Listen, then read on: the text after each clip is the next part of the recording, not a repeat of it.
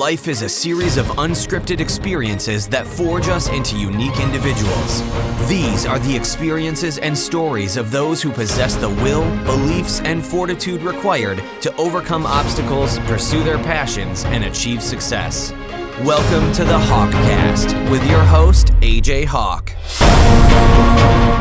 Bryan Sellers is with us tonight. Bryan is I'll let him get into it, but first and foremost, obviously, he's a great race car driver. And I want him to explain a little bit, but first off, I want to congratulate him. Bryan, congrats, man. I know you're just coming off a victory just recently, is that right? Yeah, 2 weeks ago we had a win. It was a big event. It's a 6-hour race we did in terrible conditions, but we were able to pull out the victory. Now, that's like what I'm curious about. Is the circuit you're on called the TUDOR Championship circuit, or what? What's the exact name of it? It's the United Sports Car Championship, and TUDOR Watches is the big sponsor of the deal. So okay, I keep getting confused when I see when I'm reading about it and seeing your videos and stuff. I'm like, what exactly is it? The name, I can't figure out the exact name of the circuit. If we went wrong in one area, it was that we just didn't make it easy enough for people to remember. But so basically what happens, TUDOR came on as a presenting sponsor, and they just shorten it to TUDOR because it's easier. Okay, and you guys are doing I know there's different races, like every race is a little different, it seems like, but can you explain like what kind of driving it is, what kind of car? Like it's not exactly IndyCar, it's not exactly NASCAR, it's like sport car, street car. What do you guys call it exactly?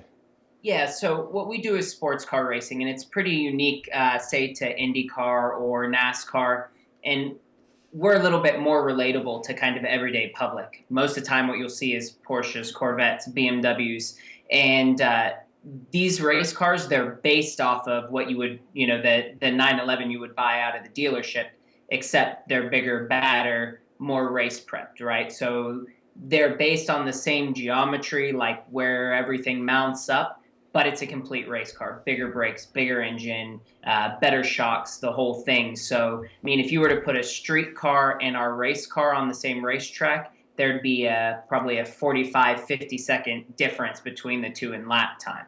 So it's a massive, massive amount. But sports car racing is cool because we do a variety of races. We do races that last 24 hours, 12 hours, 2 hours and 45 minutes. And it's done with multiple drivers. So we switch out through the races, and that's unique to sports car racing. And how do you decide when you switch out? Does someone keep track, or is it just when you guys decide to trade? Yeah, when you run out of energy. In the long races, you usually go kind of 3 hours at a time. And basically, it's to try and give the other driver time to recover from those stints. So a lot of times people mistake, it's different obviously from what you do, but it's physical inside the car. We get temperatures of 135, 140 degrees. And so Audi did a big study on what it was like. And they basically said that when you're in the car, it's like running on a treadmill in a sauna at, a medium heart rate level, while holding 6-pound dumbbells and turning them back and forth in your arms.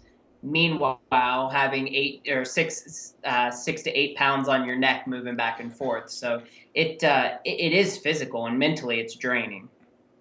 Oh, I can imagine, man. I've seen, just from watching it, it seems like it'd be very tiring. But then what you guys seem to be, what even makes it tougher for you is that you guys have so many turns. It seems like you're not just driving, turning left like the NASCAR guys, are you? Yeah, no. Some of the tracks we can vary from 10 turns all the way up to 20, and each one has its own kind of different characteristic, right? You have different break points at each corner, different speeds, different bumps in different places. And so after all the years, what you start to do is memorize each portion of the track, what corner needs what, and how to get the most out of the car in that particular area. And so there's a real big thing in track knowledge about knowing where you are and how to apply it to what we do. Now, what are you supposed to do when you're young? You've been racing for a while, but you're still a young dude. Like, how do any young guys like you have success then if you need to memorize these tracks and drive them over and over again? It's tough, man, especially right now in sports car racing. There's a big deal where the professional drivers are going down and down and down because so many people are. It's different from a lot of sports. People can bring money to do it. So the guys that are professionals kind of get pushed out of the way. And that makes it hard for a young guy to do. But I mean, even through school, that's what I did. I traveled, I raced, and I spent more time on the road than I did in school. So when you say guys can bring money and do it, is that the circuit that McDreamy drives on? Is that his name? McDreamy? Yeah. What's his full or his real name? Patrick Dempsey. Yes. He's our superstar, man. He's our superstar. So is that he's driving that circuit? Is that what he's on? Yeah, that's right. That's right. He's at most of our races. So he's been good for our sport, man. Really good for our sport. And so he's actively now, he's at most of the races, like actually competing? Yeah, he is. Has he won? They just finished third at the world's biggest sports car race, which was in France. What's that one called? Yeah, he's won a couple, but he does a good job, man. He does a really good job. What is that one in France called? 24 Hours of Le Mans. Okay, and that's I think I just recently watched that. Did you watch the documentary on Paul Newman that Adam Carolla did? Yeah, I did. Was that Le Mans? He was Le Mans? Is that how you say it? Yeah. Is that the race that? No, don't have to pronounce it right. It's all right. Yeah, believe me, I don't pretend to act like I know anything about the culture. That's not my forte. But that's the thing in the. Was that where Paul Newman was over there? Part of the documentary for anyone that's seen it, and he felt like he liked the race, but the paparazzi was like too crazy on him, and everyone was just kind of up in his business the whole time. I think that's where it was. Yeah. And that's 24 hours straight. It's 24 hours straight. There's two signature 24-hour events. One is in France, and then we have one here that actually gets run at Daytona. And so we do that one every year, the 24 hours of Daytona here. So the one in France, so is that at a track? Yeah. Okay. Yeah, it's a pretty cool little deal, actually. They have part of the track is permanent, and then part of the track they shut down the streets of the city in Le Mans. And so it's a mix between the roads that people drive on every day and then the racetrack itself. Wow, that's like a different world that people aren't aware of. It seems like. Yeah, it's crazy. And so if that's a 24 hours, would you guys take 3-hour shifts through that thing? And how many drivers might you have for that? We use 3 guys. There's a maximum of 3 guys, so you just kind of you swap every 3 hours or so, and it's basically, like I said, just for recovery time. In the night, if you do 3-hour stints, you get a 6-hour break. So that's a big difference. Otherwise, you're going every 2 hours, and for us, one of the big things is hydration after we're done in 3 hours. We can lose 5 to 7 pounds easy in a stint in water weight. So over the course of that 24 hours, if you don't have time to replenish, you're done by the time the race is over. Oh yeah. Have you cramped up while you've been in the car before? Yeah, it doesn't happen that often, but I had one race we did last year. It's really hot, 12 hours. And man, I was on the radio screaming like a little girl, trying to get him to bring me in, but I had to finish. Well, yeah, you can't because if say your hamstring cramped, you can't really straighten your leg out to sit there and try to get it to go away, so you're just stuck. You're stuck. You're stuck. And have you ever had a time where you felt it like you were in the zone and they're flagging you and you're like, nah, I'm good, man, and you went like 4 or 5 hours? Well, yeah, every now and then it happens where the common question you get, they come over the radio and they're like, hey, are you feeling okay? You think you can go again? Yep, can go again. Hey, you feeling okay? Think you can go again? And when they're asking if you can go again, that they think, you're doing a good job. So then it makes it all the better to stay in. That makes sense. And then whenever it's time to, remember your lap time falters a little bit, you just tell them, nah, man, I'm tired. Got a cramp. Bring me in.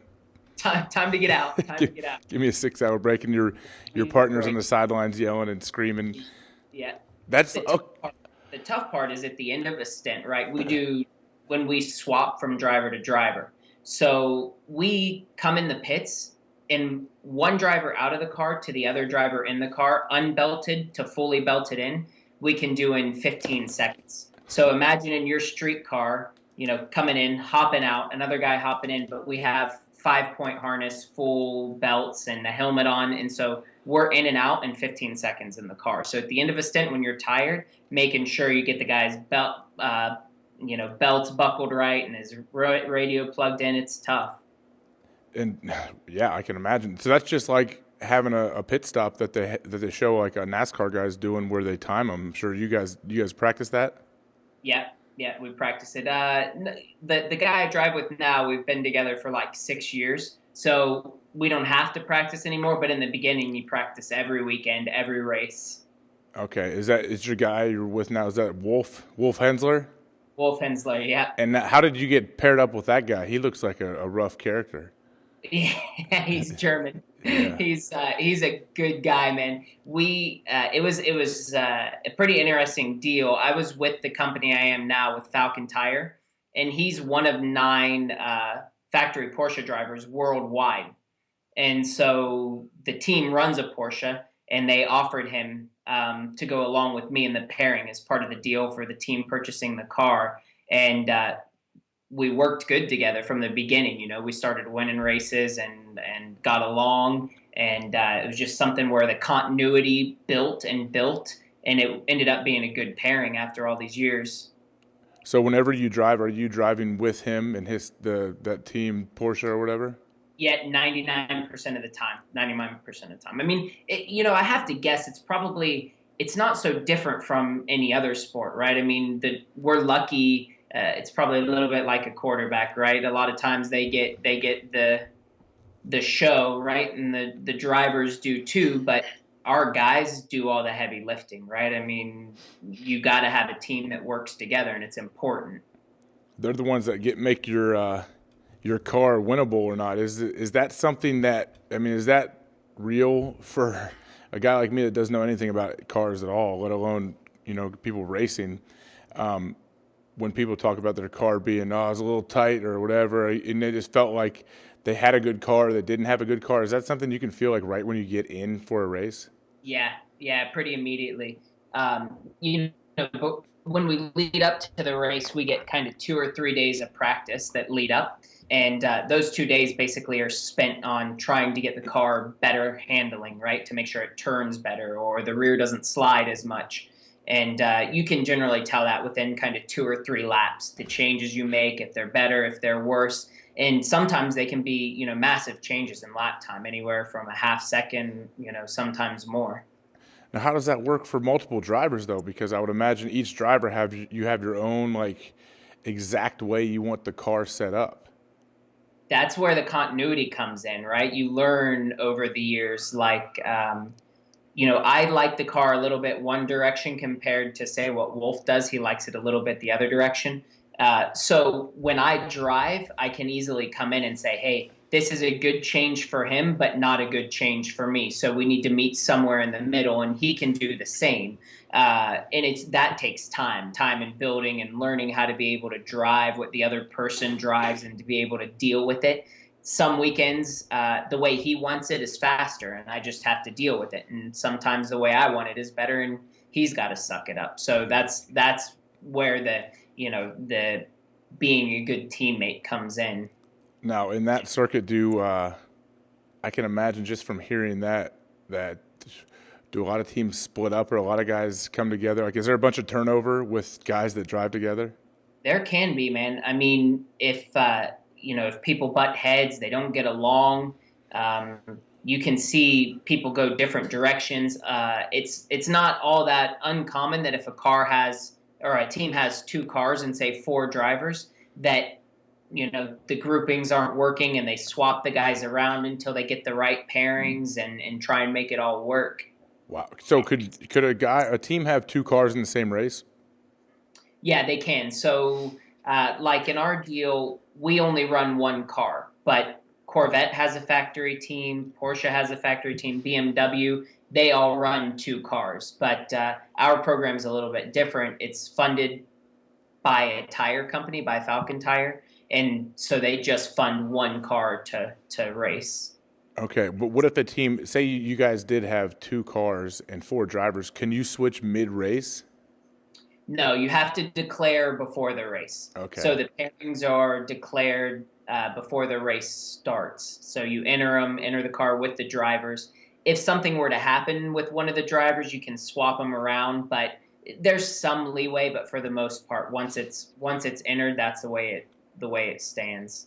So all that makes me think is if a guy's driving slow, they might get on the radio to him and tell him to fake an injury or fake a cramp, fake some kind of hospital. Hey, 911, I need me, man. My head's not right or something. Yeah, that's the thing, man. You can't have an off day because literally they will pull you out of the car, right? Like you'll get the radio call if it's bad and say you're in a long race and you were supposed to stay in again.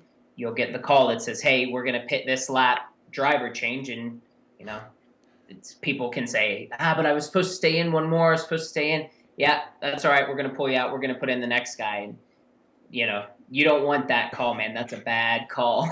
How does that I would think that would affect a driver's confidence a lot if that happened. That's a hard one to recover from, man. You don't get over that one too easily. Oh, man, it's like being pulled in the first inning if you were a pitcher. Exactly. Yeah, exactly. Man. You give up a home run and you know it's coming, and it's never the same after that. I had a coach one time in baseball. I was pitching like in 6th grade, and I just every once in a while when I would get out there, I just wanted to throw as hard as I could. And sometimes I could throw strikes, and sometimes I couldn't. And so I walked like 4 or 5 straight batters, and my coach, boom, pulls me instantly. I remember he pulled me and he put me at like shortstop because I played pitcher and short a lot. And then I was so mad that he pulled me that I think I made like 2 or 3 errors like right after that. And so he makes another timeout and he pulls me and he puts me in center field from short. So I made like 3 position changes in 1 inning. Never the same again, huh? No, that's why I don't. We saw what sport you chose. Yeah, right? That's why I don't play baseball anymore, man. As a coach, man.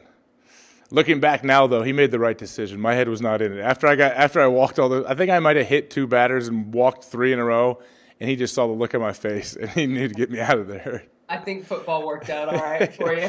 Yeah, I'm glad, man, that that was good though, Mike. I don't blame that coach at all. I want to say that it's good. Kids need some tough loving for sure and some tough coaching. I agree. And that was the epitome for me. I still remember it, obviously. I remember 20 years later. Left a scar, man. Yeah, it did. Looking back on it, it's very funny, but yeah, I could see that. I could see my little 12-year-old brain struggling with that one. Seriously, I remember the first time I got pulled out of a car, man. It was because I was a little bit younger and I probably wasn't fit enough, I was like a little bit low on body fat, so the heat really got to me, and I'm calling on the radio after 30 minutes, and I was supposed to be in for about an hour and 5, and I'm hot, you got to take me out, and they pulled me out. He said, okay, no problem. He pulls me out, sits me over on the edge, and he looks at me and he goes, well, you're done.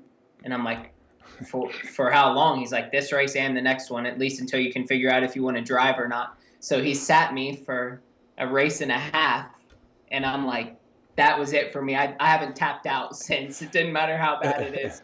Yeah, I would imagine you would learn not to call ever. You would just die, and all of a sudden just a ghost ride in the car, and you're dead before you call. Crash before you tap out. True, yeah, you're right. Say something got loose, you blew a tire, and just run into the wall. Exactly. Yeah, well, I'm sure it's a question everyone asks you. What's the, I would say not how many or what's the worst, but like what's the feeling like right before you wreck a car on a track? Like does time stand still?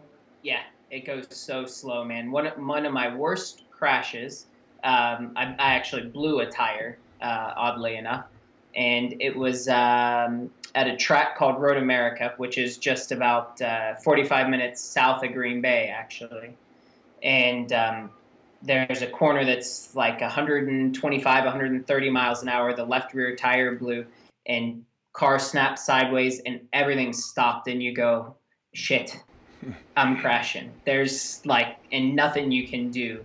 Next thing you know, you hit the wall. There's parts everywhere, and there's medical, sitting there, but you see the whole thing happening and you can't do anything about it. Nothing. Oh, that's got to be crazy. Do you ever get that feeling? Like, have you gotten in a wreck just in your everyday car? Yeah, oh yeah. It's been a while, knock on wood, but I'm sure it's a little bit different than getting in a wreck, rear-ending a guy on the street, isn't it? yeah, I mean, when we hit, we get massive G hits. I mean, you 25, 30 G hits pretty easily.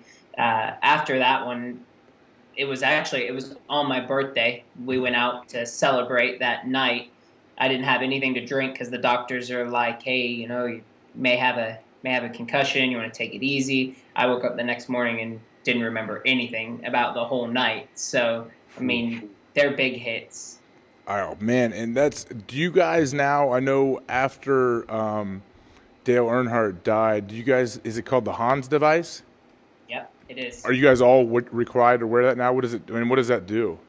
It's mandatory for every form of racing now. So basically, what it does is when all these deaths when the deaths were really occurring regularly, it was because your head would travel forward and your brain didn't stop. Right, your neck basically, your brain just kept going. So what the Hans device does is it sits over your shoulders and the belts sit on top of it. So everything slows down together. There's tethers from your helmet to the device that sits behind your head, and everything slows down more progressively. And when you look at it, it's countless the amount of lives it's saved. I mean, one safety device has saved so many.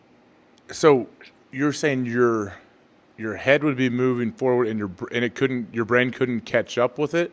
Yeah, your brain couldn't catch up, and then the sudden impact of your brain on your skull is what was killing everybody. Man, so is that what got Dale Earnhardt? When you absorb the hit and everything, the belts are designed to stretch. So when everything stretches, it all kind of stretches together, and it's a slower, more progressive hit. Okay, is it pretty restrictive though while you're driving? It used to be, but they've made big changes in it now. Now you can't feel it. I mean, I would imagine, I don't know, to relate it. I mean, you guys, it's the same. The pads, when you first put them on, I guess, when you're young and you're playing, that at first you can't move, but in the end, you probably couldn't play without them the same way you do with them, right? So it's the same kind of deal for us. Is you wear it the first couple times and you think, man, I'll never get used to it, and next thing you know, you don't even remember it's there, and you can't drive without it. It is crazy that one device like that has saved so many lives, and I've read a lot about that, because anyone that's seen that Dale Earnhardt crash that killed him, and you could answer, hopefully, why does it seem like when it happened, I remember the guys, whoever, Waltrip or whatever, on the doing the telecast was like, oh, that's not good. That's not a good one. And me as a novice looking, I was like, that looks like nothing compared to some of the wrecks that happened, obviously with the flips and all that. But was it because he went directly head on into the wall? It's the sudden stop. It's all about the sudden stop. I mean, when you see these cars flipping and they continue all the way down the track, most of the time, those aren't that bad because it has so long to absorb all the energy. But when they hit and they stop suddenly, like that hit at 200 miles an hour, say it's an 80 G hit, immediate, that without the Hans, your body can't absorb that. So it was that direct, blunt hit that does it. And that was the one that turned it around, right? That made it mandatory for all you guys to wear the Hans now? It sent a shockwave, man. I mean, you get a guy like that, and it doesn't matter whether it's in your exact line of motorsports or a different type of motorsports. When something like that happens, everyone takes notice. And, I mean, I think probably that single-handedly started the revolution of safety. That's good, man. I'm glad that it's changed for that, and the Hans is there. But it is crazy to think, how does it happen? Something like that happened to Dale Earnhardt. He's the guy that everybody knows. It's like anybody. Still, everybody knows. Exactly. Yeah, he's got a race car driver that lives on. People still know about him. The Intimidator, all that stuff, and he was that famous and that polarizing, and then, man, it has to get him. Like, that sucks that the odds have to take any of their lives, but let alone come get him. But maybe that's what needed to happen for safety measures to kind of get rolling, I guess. Maybe in the end that was That's the purpose, right? I mean, who Maybe knows? that's one of his biggest things he's given to racing. You're right, man. That's a good way to look at it, I guess. Now the walls too, though, because I know then of course it's never going to be completely safe. You guys are driving cars crazy fast around a track, but now aren't the walls all like different? The walls have to be built a little different with the fencing and stuff, because I know we've all seen those videos too where a car will flip and go into the stands and kill people. Yeah. So first, that's like our worst nightmare, is the cars into the stands and pieces into the stands, right? Because we voluntarily like put ourselves in those positions, right? We know the risks that are involved. We go out and, for lack of a better word to say it, we play the game knowing the risks, right? But the fans come to enjoy it.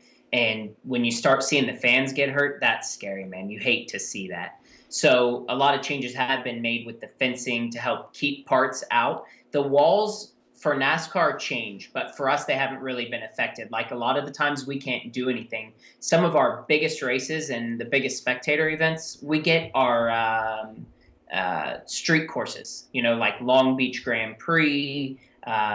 We used to do one in Baltimore. They do one in Detroit, where we actually just put up walls around city streets and race inside of them, down the same streets people drive every day.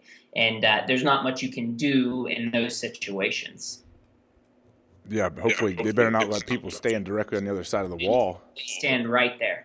That's what's unbelievable. It's like when you watch even when you watch like the Tour de France, and you see those guys running, and they're like are driving, and there's people like touching them and grabbing them. You've seen guys fall down. I know when a dude's handlebars clipped someone's flag and all this stuff. Like that would make me crazy, I think, as a rider, to see these people like, and then they run next to him for a long time. They used to always do that with Lance Armstrong. I remember. I would love to see him just throw a jab at these dudes. Stuck in the spokes. Yeah.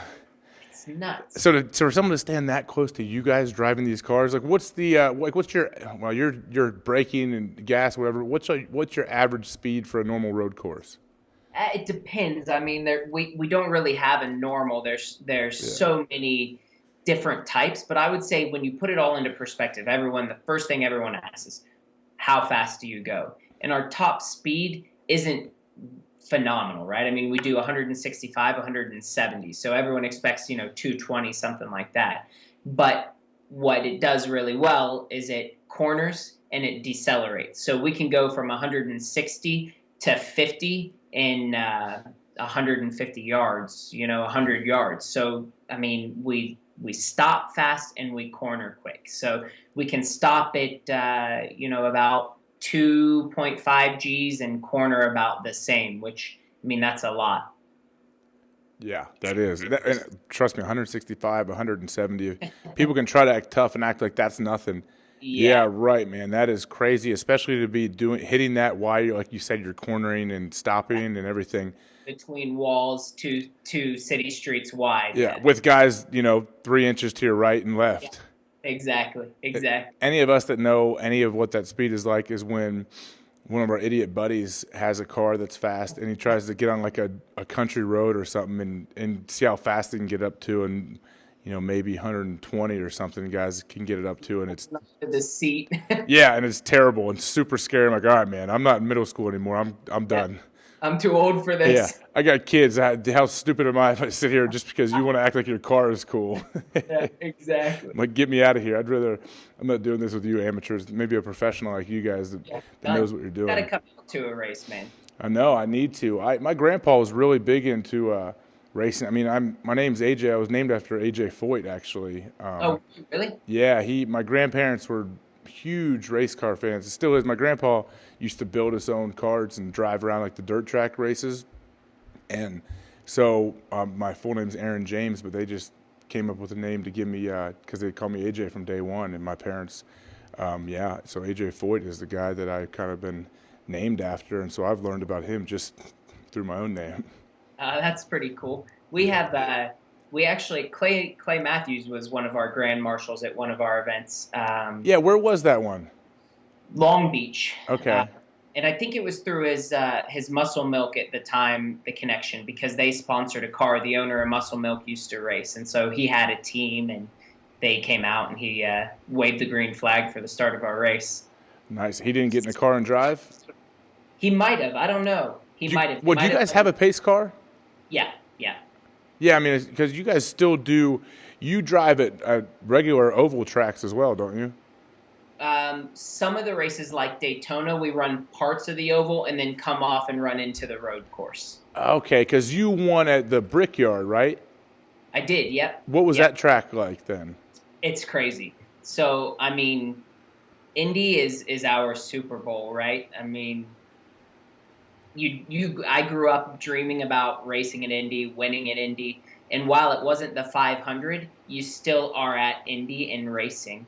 And man, crossing over the bricks and taking the checker flag, and they still let you kiss the bricks, and you're up on the podium, and everyone's below you, and it's crazy. It was a cool event, and it's close to home, right? So I had a lot of friends and family there, and it was the first race in a while that my parents had been to where I won. So it was pretty cool. It was good. It had to be, yeah, to win there regardless. Was that one of those long, like 12-hour races? No, it was 2:45. So it was just a standard 2-hour and 45-minute race for us. So I think that race my co-driver did about 35 minutes, and then I finished the rest of it. You finished the rest from there? Yeah. Yeah.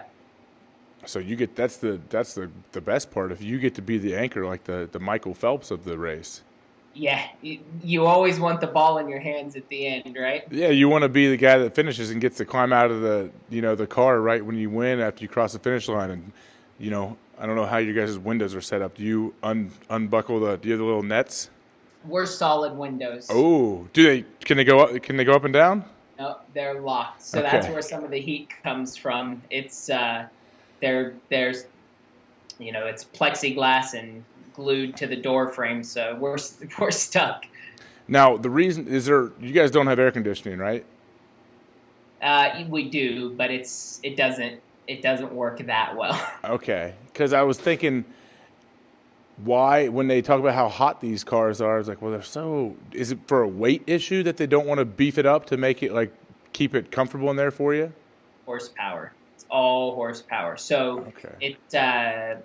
It drains so much horsepower to have an AC running. So they can't run big air conditioning condensers to actually keep it cool. It cools the air a little bit, but it just robs so much power and lap time that you have to suck it up. You can't afford to use it.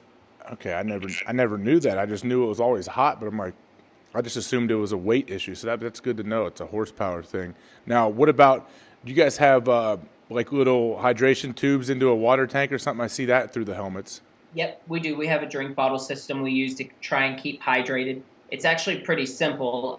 For the longest time, we used Camelbacks, but now people are developing still pretty simple systems, but we have just water bottles, 1 to 2 liter water bottles, and it plugs directly into a system that's connected to a windshield wiper pump.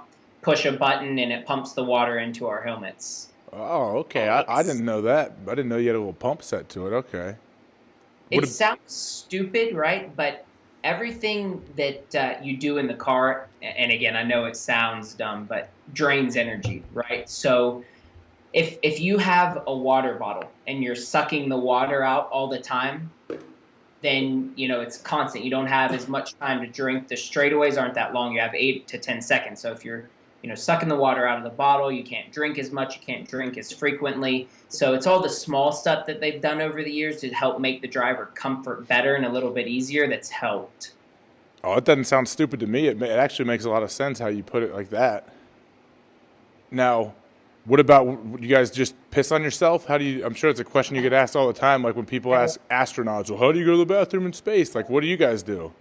That's one of them. That is. That's what my 4-year-old daughter would ask you, I'm sure. How fast do you go, and what do you do when you got to take a leak? Yep. I mean, I've never had to pee in the car, but for sure I've had co-drivers and know people that have. I mean, if you're in for 3 hours, man, and you got to go, you got to go, and no one can really say too much about it. The issue is I've been close. I did one race, and I was in for like 2 hours, and they said, I think we're going to leave you in again. And I'm like, oh man, like starting to get chills in 160-degree climate, right? And you're thinking, oh God, I got to pee on myself and I'm going to get out of the car. But the belts press right on your bladder. It's brutal. But most of the time you sweat so much you don't have to worry about it. It's rare conditions that you actually end up having to go. Well, the thing is, if a guy does pee on himself, which I'm sure there's some guys that just do it a good amount, or it's like they're superstitious, like they won one time when they did, so they have to pee every time. That's exactly it. All I would ask is that guy make sure that guy radios to me that he pissed himself, so if he wins and he goes and tries to hug me all over his fire suit, he's not rubbing pee all over me. No, there's a pretty standard rule. If you piss in the seat, you're not getting back out of the race car. Yeah. No one else wants to sit in it. That's good to know. Yeah, I imagine that's always a question I've had as a young kid, having to get extra bathroom passes from my mom call the elementary school to give me extra bathroom passes because I pee 40 times a day. Overactive bladder. Yeah, so that's like a real concern I have when I watch you guys run. So. Oh, yeah. Now, what do you have, just for no reason other than my own curiosity? So you wear the fire suit. Do you guys have any like special fire stuff on under that suit? Yep, we do. So our full equipment list will go kind of top from bottom. We have a balaclava, which is just basically a Nomex head sock. We have fireproof long sleeve shirt, fireproof pants, socks. And then on top of that goes the fire suit, gloves, fireproof shoes, and then the helmet and Hans device. So, the thing is all our equipment, it's not fireproof, right? It's just fire retardant. And so say the suit is, and I'm just, guessing, 10 seconds fire retardant. And then the underwear underneath adds 2, 3, 5 seconds, something like that. So if you run it all in, I mean, we're still only looking at 15 or 20 seconds if you were to get stuck in the car to be able to get out in time without getting major burns. Okay. Now, do you have like man, that does sound scary to be stuck in the car while it's burning. Have you ever had a situation where you crashed and if it was or wasn't on fire where you were stuck? I didn't crash, but I had a car catch on fire. And it was in Salt Lake City, and it's a pretty big fire. Like you can Google images of it. It's a good one. I will. And you think, I don't know, man. I guess it's probably in every athlete's mentality. You think you're kind of prepared for every situation, and you're rehearsed at what's going to happen. And man, the thing catches on fire, and I think, oh my God, I got to get out. The flames are huge, and next thing I know, I'm like loosening my belt so the next guy can get in, and I'm like, then it hits you like, holy shit, you have no time. You got to get out of the thing now. And then panic sets in, right? And you pop the belts, hop out. Unfortunately, like it was okay, nothing happened. I just had some smoke inhalation, but it just changes your mindset to think you're not really that prepared, right?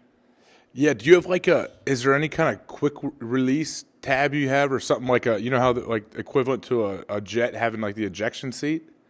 Our belts are on a quick release. So basically we have one buckle, and we have 4 points that plug into that single buckle, and it's a twist release, and it comes out pretty quick. So in the driver changes, there's also some stuff that happens, like all the belts, we use surgical tubing on the belts that pull to certain points in the car. So when you unlatch it, the belts come flying back or held in place. So when you do that, the belts come flying off, and it makes getting out a lot easier.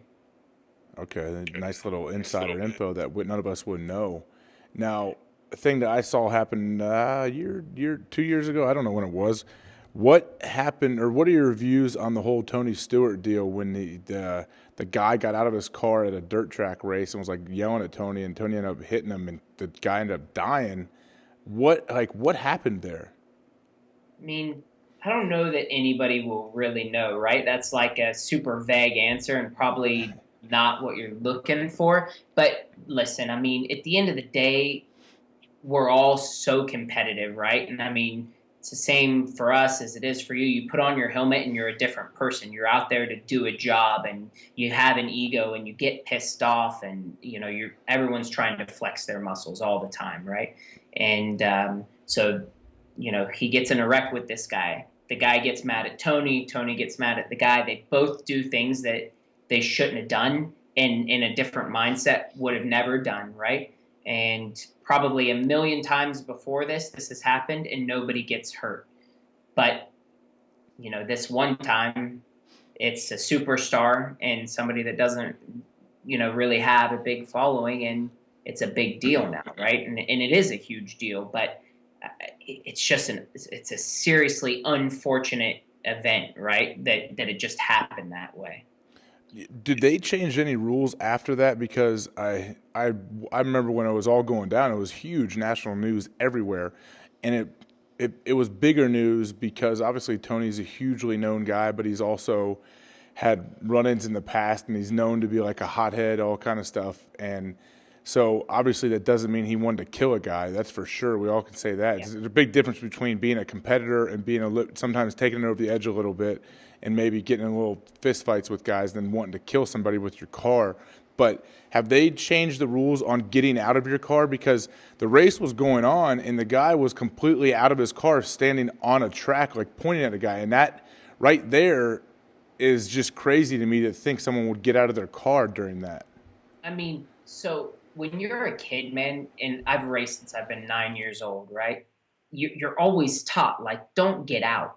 Don't get out of your go-kart. Don't get out of your race car. It's the safest place, right? I mean, when you're on track, if you have an accident, you wait until the safety people are there. That's when you get out. Other than that, you stay in, because whether it's another driver and you're fighting and you're throwing a helmet at them, or whether another car's getting ready to crash into you, right? That's where you're the most protected. So, you should know better from the beginning. But, like I said, hotheads, sometimes, you're not always thinking right. But to answer your question, yeah, it changed everything. So all the series in the U.S., the rule was probably already in existence, but, man, they laid down the law heavily afterwards, saying that if anybody gets out of their car, they're penalized. They could be removed from the race weekend or whatever they deemed necessary because of a safety aspect of it, and they can't take the liability of that. Oh, no way. And I don't know what how that has turned out for Tony. I don't think he has criminal charges anymore. I'm not sure how it works, but I'm sure he at least had a big civil suit where he had to settle out of court with the family.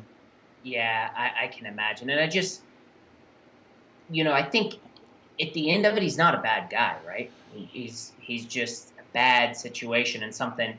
At the end of the day, they can take his money, and it doesn't matter, right? The fact that he's got to live with that is far more punishment than any money they could take from him. Wake up every morning. I'm sure he thinks about it every morning. Oh, it'd have to be. It had to be really tough for him to get back in the car the first time. I know the couple comments he said publicly about it, they said how he was just visibly like shaking trying to get back in and even try to race. And I know he pulled out of a race directly after it. And wasn't it Tony seems to be one of those guys that goes and does all kind of races. That was a dirt track, right? Yeah, that was a dirt track. It was a sprint car race. And so he was doing that like on a Saturday before a Sunday NASCAR race, right? Yeah. He's got a pretty cool thing, man. Like, we all just love to drive, right? I mean, we love to drive, but he's a superstar, so he's in a position where he can drive basically anytime he wants, anywhere he wants, and it's pretty cool that, he loves it so much to go one place to the next place and drive anything he can drive, and it's what people don't see too from that side of thing is, I know it's unfortunate, but he's done a lot for safety in sprint cars too, right? He's one of the biggest advocates pushing safety on that area, because it's still one of the most untapped areas for growth, and he continues to push and push and push to try and make those safer racers and safer cars. Oh, that reminds me of my like I said, my grandpa used to build his own cars and race them on those dirt tracks. And I don't know where it was, but my dad was telling me the story how a car went over the barrier. My dad was a little kid, and he said he still remembers it. went over the barrier, started flipping, and actually like hit my grandma. And so she had all kind of like leg surgery and steel rod and stuff in her leg. And my dad, I remember he says he saw like my grandpa's face on the track. Like my grandpa saw it as he was driving by, I guess, and obviously turned around and got out of there and came out over to see. And she's good. She's still alive, doing great. But I mean, she was limping for. I mean, I don't know if it's a process of many different things that have her limp now. Obviously, aging does that to anybody. But yeah, and so she like got hit by one of those cars, and I can't imagine what the safety was like back then when my dad was a little kid. This had to be like early 70s, maybe early 60s. And they probably just had the wall and just a chain link fence, and that was it. Yeah, I can't imagine. It had to be crazy. So where it's come, I'm sure, is really different than where it was back in the good old days with the dirt tracks and the guys building their own cars in their garage. But what would you say is your what's your racing like? I'm sure you're always gonna drive, but where could you, like in 10 years, would you like to still be on that circuit, or would you like to move to a different circuit like NASCAR, IndyCar, open wheel, whatever it may be? I like where I am. It's a good spot to be. You know, I like the sports car racing. It's like I said, it's different. It's got a lot of team aspect to it. Man, if I could drive another 10 years, I'd be pretty fortunate, right? It's a tough business. It's I mean, I don't have to tell you about tough businesses, right? But you know, our life expectancy is short. It's like you guys. We you know, you kind of have 10, 15 years max. A lot of times that you do it.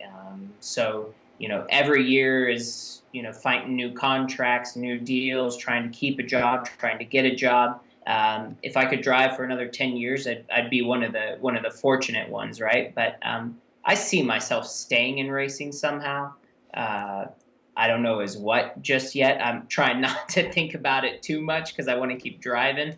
But I don't know anything else, man. I'm not smart enough for anything else. That's all I got. That's good. That's why you're so good. I'm sure you could do many different things, but that's why you're so good at it, because that's what you've been doing since you were a little kid, I'm sure, and that's your deal. You can't just half-ass racing when it's as serious as it is where you're at. Yeah, that's right. I mean, you got to be committed, right? I mean, it is a full-time job, and you know, I mean, like I said, people always say, well, what do you do when you're not racing? But, you know, so we do 10 races a year, but we test an additional 20 days out of the year. And you know, I'm on the road probably in total 35, 37 weekends out of the year. So it takes up a lot of time. Oh, yeah, it definitely does. My buddy works for a team. What's the there's NASCAR, and then what's the underneath it now? It used to be a Nationwide. What is it now? Xfinity now, yeah. Oh, okay. Well, used to be Busch or yeah, like I get so you know, sponsors change all the time, I feel like. But my buddy works for a team. They run a lot of races, like in the the old Winston Cup series, it used to be called, right? Yeah, in the NASCAR world. Yeah, in the NASCAR world. But he's been going up and back, like some races at the big time, some races in the minors. His name's Brent Weaver. He loves it, man. Tells me all about it. I think his guy's name's Trevor Bain. Does that ring a bell to you? Yeah. Is he with I think he's the Advocare as his sponsor. Yeah. So is your buddy an ex-football player? No, he's not. He's an he would love to hear it, ex-stud point guard basketball. Really? But he's has some Amish roots. Brent Weaver, he's a great guy. Met him when I was in college, actually. But he's had a couple different teams, but he's back. He's doing a lot of it now. He lives down there. What is that, Lake Norman down there, where all the NASCAR teams are around? Yeah. You know, a lot of the NASCAR guys hire college football guys, linebackers. Pit crew, right?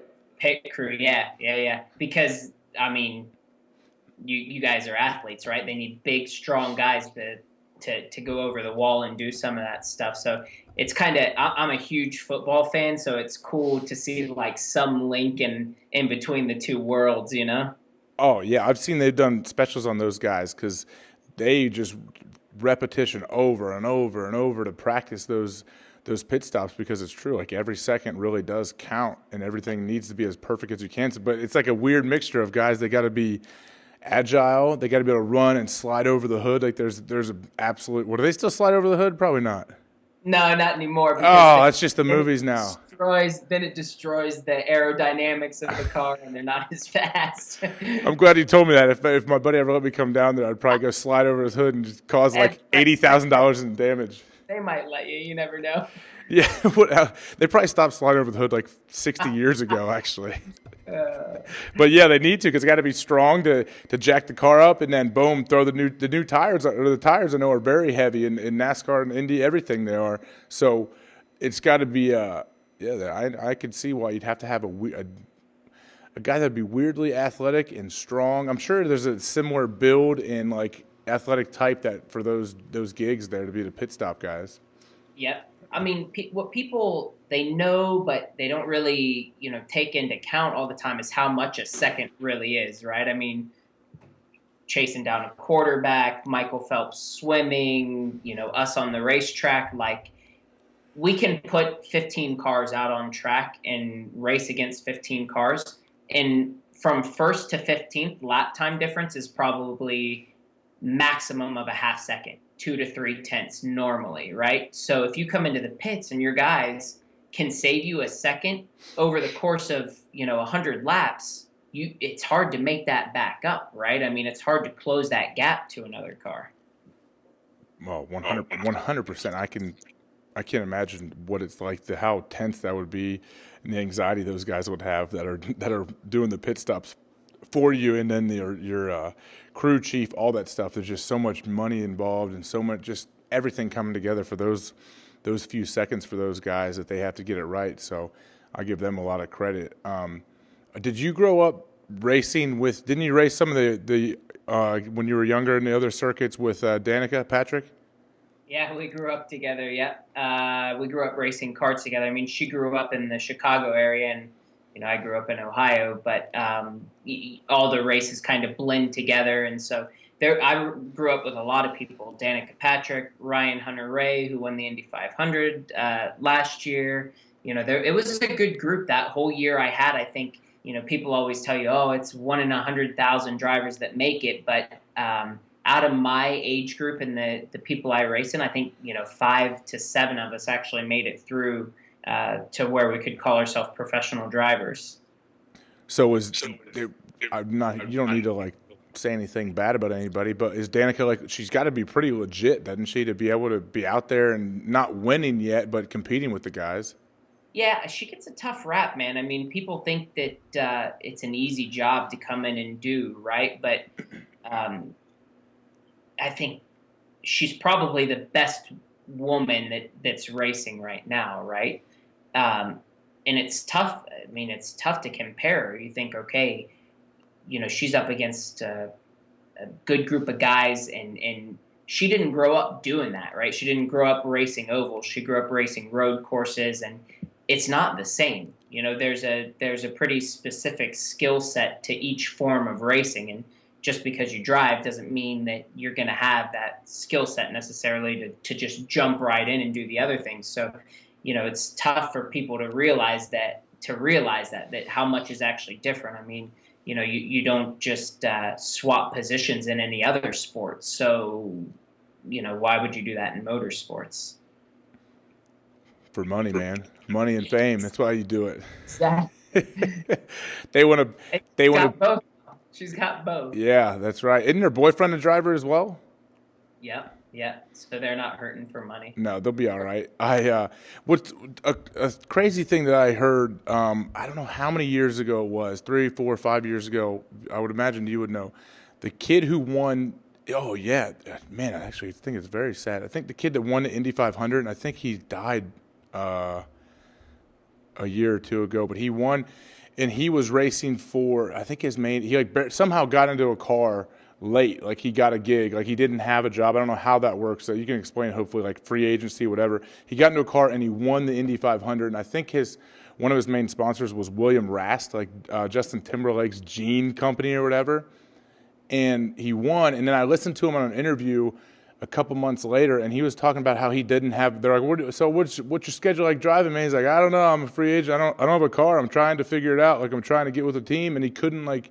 It was hard for him to find a gig. It seemed like, and it was just crazy to me to think that that's how it was. And how does that whole free agency thing work? And am I anywhere in the ballpark of being right about this? The kid is that right? His name was Dan Weldon. Yeah.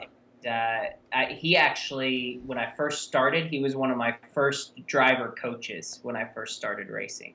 So like he was 6 years older than me, and like taught me a lot when I was younger. And he was good, man. Probably one of the best guys that's ever driven at the 500, which again is like a very specific skill set. And super likable guy. Everyone loved him. But the free agency thing for us, it's difficult because, like I said, motorsports isn't exactly the same as all other sports because it's about money and not getting paid money, but how much money to run a program and to run a team. Like on our deal, sports car racing, like our budget is about $10 million a year to operate the car. So I mean, if another driver has money and comes and says to the team, "Hey, fire Bryan and hire me, and I'll bring you a couple $1 million," well, either they pay me or they get money from someone else, right? So yeah, talking to you. We're talking to you, McDreamy. Yeah, talking exactly. to you, right? So that makes the free agency market tough, man. And there's an overload of drivers and an underload of places for them to go. So when you lose a job, it's difficult to find another one because they're just not openings. You only have a very small amount of cars that race and people that can afford to do it. So year to year, making sure you have something is difficult. And that Dan Weldon, where did he end up dying? At Las Vegas. In a road race? It was an oval race. He got airborne and went into the catch fencing, actually, and that's what did it. And it's a sad deal. He was married. He has 2 kids.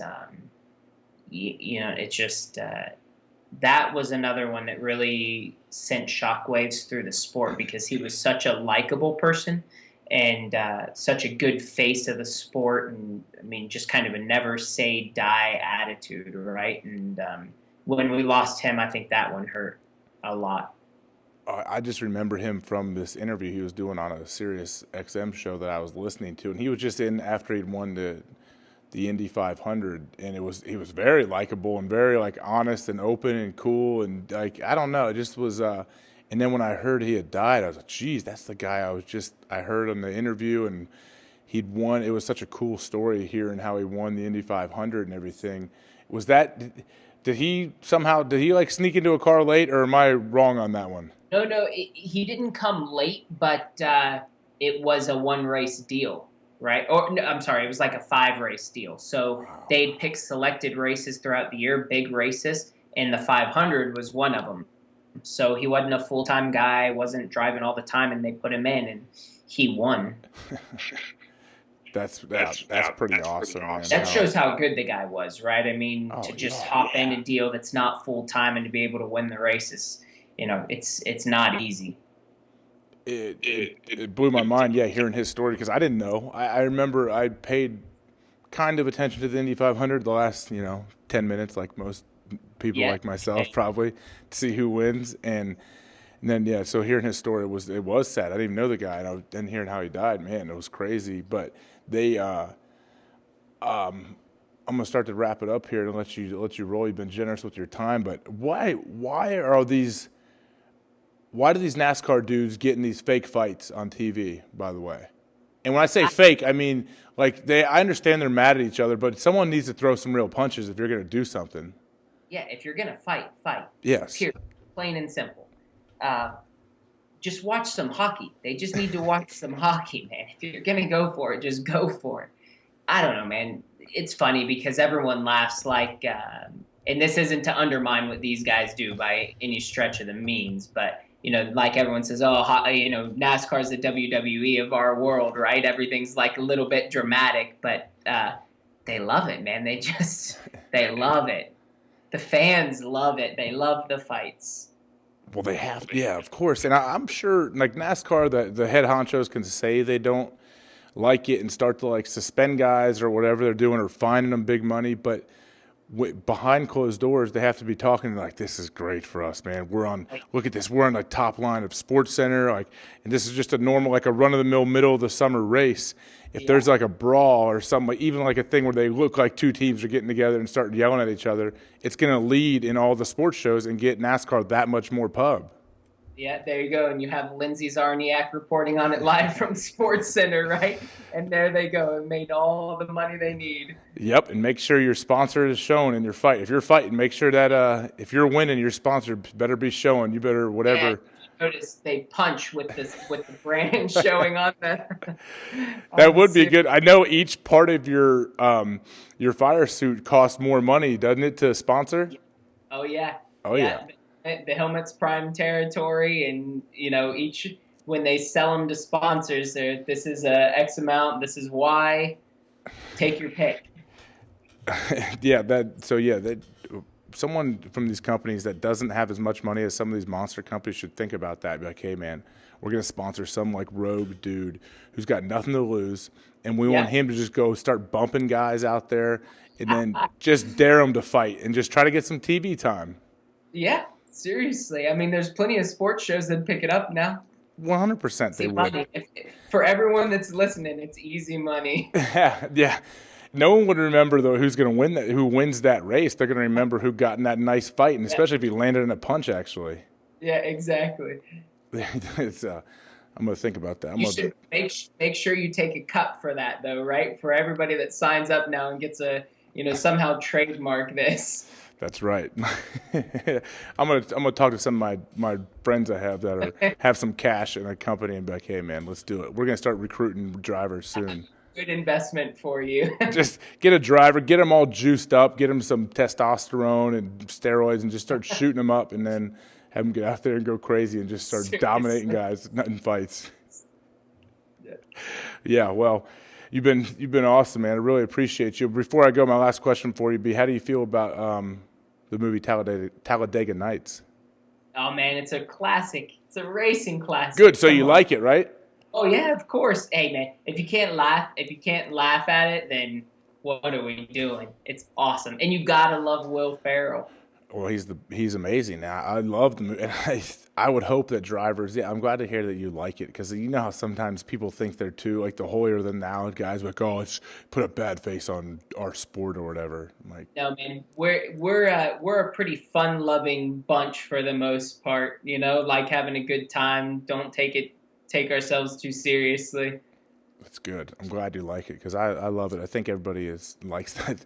Yeah. Oh yeah. There's so many different things, but yeah, like the dinner they have when was it sponsored by Mountain Dew or Pepsi? I don't know. When he puts into the prayer as sponsors and stuff. Oh man, but it's such a jab at NASCAR. It's so funny. Yeah, it's funny because it's kind of true. Yeah, it's kind of true, man. That's like my worst nightmare for having to do interviews when before they come to you, they're like, make sure you get in the sponsor plug. I hate it, man. I hate it. Yeah, those guys it's like you have to be trained now to say, well, the Adidas Ford Fleet Farm Chevy really drove well today, and I feel good. Like every answer has to have something about one of their main sponsor in it. That's why my deal's been so good, man. It's one thing. I have to say it all, just one. You don't have to name multiple sponsors, multiple deals, so it's just a quick in and a quick out. Is that Falken Tires? Yeah. Good. So, but it's an easy lead in, right? When they do the interview, you just say the Falken Tire car is good, Everyone knows the deal too. We understand. The person doing the interview better, she or he knows the deal that you gotta. That's how it runs, man. There's, like you said, it costs $10 million to run just for your car to run for the year. There's just astronomical expenses that go into racing that I can't even fathom how anyone owns a race team. You and me both, and it's what I do. I can't imagine people doing it. Yeah, it's a different world of the money those guys have that want to just dabble in racing or having one or two cars. It's FU money, man. We just say it's FU money because it means nothing to them, right? It has to be. It 100% has to be. There's just so much that you guys do that is so fine-tuned or whatever. But where can people find you if we want, man? Like Twitter, your website, whatever. Twitter's the best. It's just nice and easy. It's at Bryan Sellers. BryanSellers, right? Yeah, man. Perfect. Well, really appreciate you, man. Didn't even really talk about, but one of the best parts about Bryan is he's a Centerville High School grad, same as myself, and some of my family and friends that listen and watch this show. So everyone from Centerville will definitely appreciate you coming on. Everyone knows your story a little bit, so I'm sure they'll enjoy seeing a little checkup of what you got going on, man. And good luck in the future moving forward. It'll be fun to see your whole journey. Thanks, man. I appreciate it. We'll have to try and get you out at a race and show up your boy Clay Matthews a little bit, get you a little bit bigger gig than what he had. Oh man, I'll ride shotgun with one of you driving. Do you have a seat shotgun? We can put one in. Oh, you can put one in. Okay, good. I'll ride there and just be scared to death the whole time. Sounds like a plan. Just give me a radio so I can radio in and tell them I'm cramping up and I got to get out of there. Yeah, it's time for me to get out. Brian's cramping, guys. Got to go. He's too tough to tell you himself, but I see Brian holding his left hand. He's got to go. Bad. He looks bad. He looks terrible. I think he's going to have a heart attack. Get me out of here, guys. That's my plan, but I already put it out there, so damn it. Your team hopefully doesn't watch it. All right, man. Bryan Sellers, really appreciate you, man. Thanks for coming on. See you, man. Thank you. We're glad you could join us for today's conversation. After you subscribe to the show, head over to thehawkcast.com or reach out to AJ directly on Twitter at @officialAJHawk to recommend future guests that will help us inspire people to keep talking. Thanks again, and we look forward to speaking with you next time on the HawkCast.